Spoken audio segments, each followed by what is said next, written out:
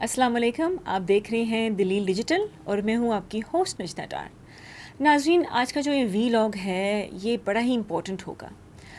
وہ وقت جس کا پاکستان، جس کا دنیا بھر میں لوگوں نے بڑا انتظار کیا، پاکستان کی ثالثی، پاکستان کا پازیٹیو رول جو ہے، جیسے ہی ایران اور امریکہ کی جنگ چھڑی، پاکستان نے اپنا پہلا قدم، ایک ایسا قدم اٹھایا جو آج دن تک دنیا یاد رکھتی ہے۔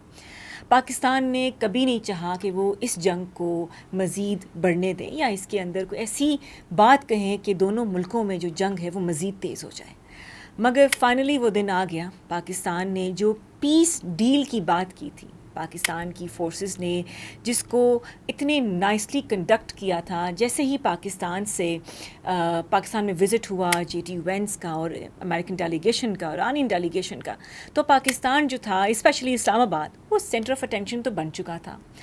اب پاکستان نے وہ فائنلی اسلام آباد میمورینڈم آف انڈرسٹینڈنگ، جسے اسلام آباد MOU کہہ رہے ہیں، وہ پاکستان کے وزیر اعظم میاں محمد شہباز شریف نے سائن کر دیا ہے۔ اب اس کے اوپر جو الیکٹرانک سائنز ہیں وہ ہو کے چلے تو گئے ہیں۔ اب یہ جو مرحلہ تھا ایز اے میڈیٹر، وہ پاکستان نے بے خوبی نبھایا۔ دنیا بھر نے، یہاں تک کہ جو ایران کے پارلیمنٹ ہیں، انہوں نے بھی تشکر پاکستان کے نعرے لگائے۔ دنیا بھر میں جتنے لوگ پاکستان آئے تھے اس پیس ڈیل کو کور کرنے کے لیے، چاہے وہ انٹرنیشنل میڈیا ہے، وہ پرنٹ میڈیا ہے، ان سب کی زبان پہ ایک ہی الفاظ تھا، وہ تھا پاکستان۔ تو پاکستان نے اپنا رول تو بخوبی نبھایا، اور پاکستان نے جیسا یہ رول نبھایا ہے، پاکستان نے اپنے ان نیبرز کو بھی بڑا ایک پازیٹیو جواب بھی دے دیا ہے کہ پاکستان جو ہے وہ ہمیشہ امن کی بات کرتا ہے۔ پاکستان کبھی نہیں چاہے گا، نہ وہ کسی جنگ میں حصہ بنے گا، اور نہ ہی وہ کسی اپنی سرزمین ہو، چاہے نیبر کنٹری سرزمین ہو، اس میں کسی قسم کا بھی کوئی اشتعال پسندی ہو، اس کو ہم سپورٹ نہیں کریں گے۔ تو پاکستان کا جو سٹانس تھا وہ کافی حد تک شروع سے لے کے آج دن تک پاکستان کا جو سٹانس تھا وہ بالکل ایک ہی تھا کہ اس جنگ کو بند ہونا چاہیے، ایک امن رستہ نکالیں۔ اسٹیٹ آف ہرمز ہو گیا، اس کی بندش، پاکستان بھر میں یا دنیا بھر میں آپ کہہ سکتے ہیں پیٹرول پرائسز کی اتنی انفلیشن جانا، دنیا میں ایک کیوس بن گیا تھا، پورا گلف کنٹری جو تھیں وہ ایک جگہ سکڑ کے بیٹھ گئی تھیں، کوئی کہاں سے جا نہیں سکتا تھا، چاہے وہ دبئی ہو، قطر ہو، کوئی جتنی بڑی مسلم کنٹریز ہیں وہاں پہ لوگوں کا جو جینا تھا وہ بڑا مشکل ہو رہا تھا۔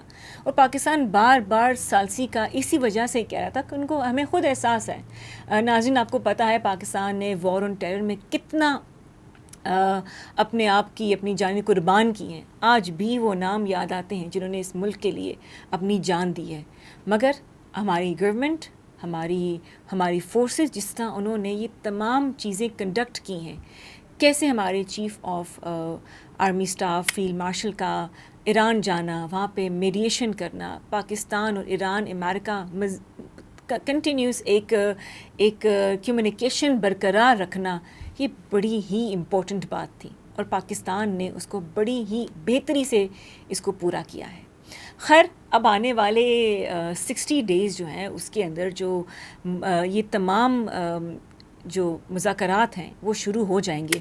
سائن ہو گیا، ایرانین صدر اور امریکن جو صدر ہیں دونوں کے سائن ہو چکے ہیں۔ پاکستان ایز اے میڈیٹر، دنیا بھر نے بڑا کچھ کہنے کو سوچا، ہمارے آس پڑوس کے جو ملک ہیں انہوں نے بڑی کوشش کی کہ پاکستان کو نیچا دکھا سکیں، مگر پاکستان کو نیچا کوئی نہیں دکھا سکتا۔ جس پاکستان کے پاس اتنی اچھی آرم فورسز ہوں، جس پاکستان کے پاس ایک اچھی لیڈرشپ ہو، تو اس کو کوئی گرا نہیں سکتا، اس کو کوئی ہٹا نہیں سکتا۔ پاکستان پہلے دن سے ایک موقف پہ کھڑا تھا اور آج بھی کھڑا ہے کہ پاکستان کبھی بھی کسی جنگ کا حصہ نہیں بنے گا، اور جہاں پاکستان اپنے آپ کو سرو کر سکتا ہے as a positive, as a mediator, Pakistan وہاں پہ کرے گا۔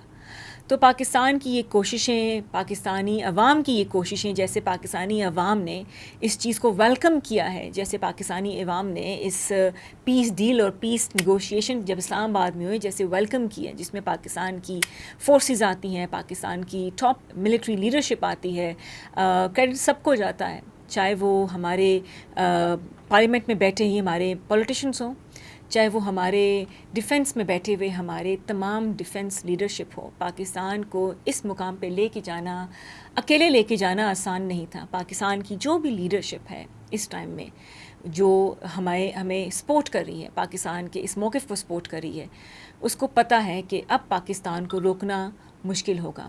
پاکستان کے لیے یہ بہت بڑے اعزاز کی بات ہے، پاکستان کے لیے یہ بہت بڑے فخر کی بات ہے کہ پاکستان آج ان دو بڑے ممالک کو ایک ساتھ ایک ٹیبل پہ لے کے بیٹھ رہا ہے جو ایک زمانے میں ایک دوسرے کے کہتے ہیں نا کہ خون کے پیاسے تھے.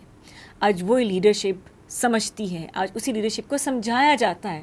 اور سمجھانے والے کون ہوتے ہیں؟ وہ پاکستان کی لیڈرشپ ہوتے ہیں، وہ پاکستان کی ٹاپ ملٹری اسٹیبلشمنٹ ہوتی ہے.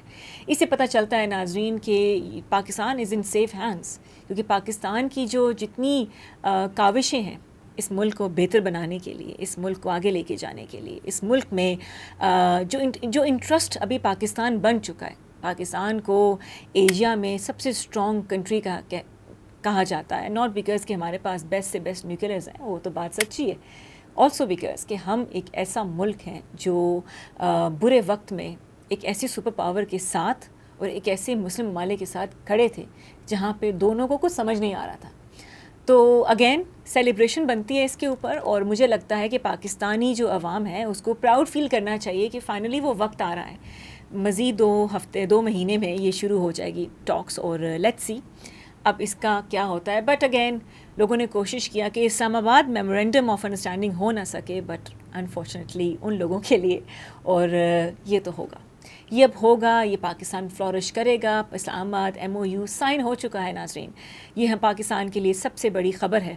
اور آگے کیا ہوتا ہے، پاکستان اپنے آپ کی اپنی جو ثالثی ہے وہ مزید آگے رکھے گا. جہاں پر بھی ان دونوں ممالک میں سے کسی کو بھی ضرورت پڑے گی کسی بھی ایسی چیز کی، تو پاکستان نے اپنا سٹانس کلیئر رکھا ہوا ہے کہ پاکستان کھڑا رہے گا. آئی ہوپ آج کا ویلاگ آپ کو پسند آیا ہو. ہمیں اپنی فیڈ بیک دیجیے گا، اور آپ بتائیں آپ ہمارا ویلاگ کس شہر سے دیکھ رہے ہیں، اور آپ کا اس پیس ڈیل کے اوپر پاکستان کا جو اسلام آباد میمورینڈم آف انڈرسٹینڈنگ ہے اس کو آپ کیسے دیکھ رہے ہیں، اور آپ کی رائے کیا ہے. ہمیں اپنی فیڈ بیک ضرور شیئر کیجیے گا. And keep supporting, keep watching Delhi digital. اپنا خیال رکھیں. اللہ حافظ.